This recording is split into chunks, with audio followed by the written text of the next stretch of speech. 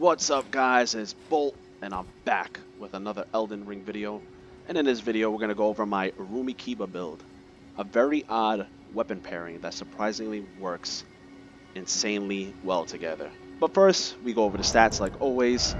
That's what we got going on. We're level 125. If you do want to play at level 137, then I recommend putting 10 points into dexterity and then the last few remaining points into whatever you need. Endurance, whatever, strength if you want to use another weapon, whatever you decide. 125 has been, the player base has been pretty low as of late, from what I'm noticing, and if you play at level 137, you are able to match with 150s and 125, so that will expand your um, opponents if you do want more variety in your opponents. So keep that in mind. But let's go over the equipment now. We got our Keen Urumi, Lightning Infused Nagakiba. This is the armor setup. I love the fashion, probably one of my favorite fashion setups that I made. And we got sick poise on it too, so that always helps. Bull Goat to get the 101. When you take it off, we have 76, so that's good against the two-handed thrusting swords. And then our Crimson Amber, I do take that off after I get a hit or two and swap it to whatever the occasion calls for. Sometimes I'll swap to the Axe Talisman for my charged Urumi attacks, or the Roar Medallion if I want to get my Beast Roar to get some more damage. If I want to heal, Bless Do, and then if I'm really weak, then I put my Feathered Talismans on. Guys, don't make fun of my hard swaps. I'm not very good at them. I'm still learning how to do them, so don't beat me up too much. All right, let's go over this weapon combination we got here, guys. So these complement each other very well, as the Urumi and any whip is great for zoning and spacing, keeping your opponents away from you just by the reach. Unfortunately, they do not do any poise damage, guys. So if you hit, you gotta like stick and move. You hit, you gotta move out of the way, like you gotta run away. And that's going to be pretty annoying for your opponents to fight against. They're probably going to hate you for it, but this is how you use whips, guys, because you're not going to poise break them. They're going to just keep coming at you. So the bread and butter for your Urumi is going to be your crouch attack, which comes out so fast. It's pretty difficult to reaction roll, and it covers a lot of ground. Like, a lot of players don't even know it's going to hit them, but it does. So look how fast this comes out, guys, the crouch attack. Look at that, and look at the distance that thing has. Look, insane. Your other bread and butter is going to be the jumping R1. But the thing you want to do with this jumping R1 is you kind of, when you're locked on, you want to jump away from your opponent. Since it covers so much ground, you could fade away essentially, jump backwards. I'm not locked down, so I can't do it. But you jump backwards and attack with the jumping R1. And what that enables you to do is pretty much dodge and jump attack at the same time, which is really nice. Really strong attack, guys. And then obviously Urumi has probably one of the best R2s in the game, as it covers insane distance, does pierce damage, counterattack damage, and if your opponent is close to you, the 2-hit is a true combo. And then sometimes you could even follow up with the L1 from the Lightning Infused Nagakiba, and that will do probably somewhere around 1200 plus damage. Really, really insane. So the Nagakiba is there to make up for what the whip lacks, and that is close combat. So obviously you want to stay away from your opponents as much as possible, but sometimes it's inevitable that they're going to come close to you and close the gap. They'll roll into you, they'll run attack into you, or they'll just be up in your face somehow. And that's where the Nagakiba comes in. So left-handed weapons come out much faster than the right-handed counterparts. So you just spam L1. When they roll into you or they're close to you, you just spam L1 and blender them. And let me tell you something, guys. This Nagakiba does really, really big damage. Each swing is going to do about 350 plus damage each. And you're going to blender these guys, and their HP is just going to deplete. This is also great for roll catching. If they're rolling and you time it right, if you're good with your timing, you could roll catch endlessly with the offhanded Nagakiba. The range is ridiculous too, as well. So if your spacing is on point, you'll be able to catch people. Just when you're sizing each other up, you just come out with an L1, outspace them, boom, 350 damage right there. So they complement each other very well, guys. In my offhanded Ash, I do have Braggart's Roar, which gives me stamina regen, defense, and damage, guys. So it gives me a little bit of everything, which is amazing. Keep in mind, you guys could use whatever you want on this. Play around with the other Ashes of War and see what fits your playstyle. You could put Cragblade on it for a nice damage boost as well, and if you need more poise damage. I experimented with it. I prefer the Braggart's Roar just because it gives me a little bit of everything. Or if you want to put something like Thunderbolt on there, or Yeah, whatever. Just experiment and see what fits your play style. And on Urumi, I do have Beast Roar, which we have everything covered now. We have close range, we have mid range, and now we have far range with Beast Roar. So if you're playing against a mage or somebody who wants to play the distance with you, Beast Roar is a great punishing tool, and it does really good damage on the Urumi because Beast Roar is a keen Ash of War, which scales with dexterity, and Urumi is an S scaling um, dex weapon. So even without any of the Ashes of War buffs like Shard of Alexander or Beast Roar, you're gonna hit for 350 to 400 damage per Beast Roar, which is respectable, and it's great as a punishing tool. Now, I'm not the best player in the world, guys. I would consider myself probably above average. And let me tell you something. I've been beating some really strong players with this setup and meta setups you'll see in the video: dual spears, dual great spears, halberds, heavy thrusting swords. And I'm beating up all of these. And not a meta guy. I don't really enjoy using meta weapons. It's just not really too fun for me. And so so I would consider this my try hard setup, which is odd because these are not meta. This is not a meta setup at all, but I think it could potentially be a meta setup, guys. If a strong player, I would love to see a strong, like top ladder player use this setup and see what they can do with it. Because if I'm doing this well with it, I can't imagine how a player like like G9 or Stilovsky or any of those or any of the top ladder Discord players can do with this. So yeah, that's basically it, guys. A really fun build, really enjoy it. Love the fashion here. Hope you guys enjoy it. Please let me know what you guys think. Try it out. Let me know what you think. Let me know if you changed up anything, what you did to your second Asher War on your Nagakiba. Let me know all of that. But of course, guys, if you like this video, please like it, share, comment, subscribe, all that good stuff. It really helps my channel out. But until then, I'll catch everyone on the next one. Hey! Hey!